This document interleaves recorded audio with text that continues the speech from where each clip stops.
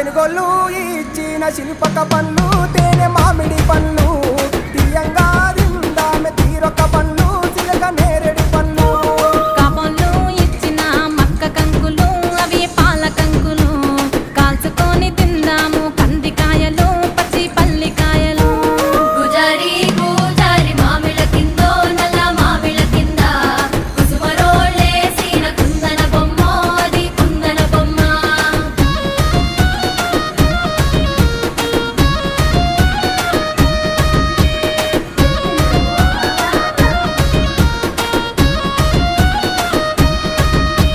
బెస్తోలు పెట్టిన పచ్చి చేపలు అవి వట్టి చేపలు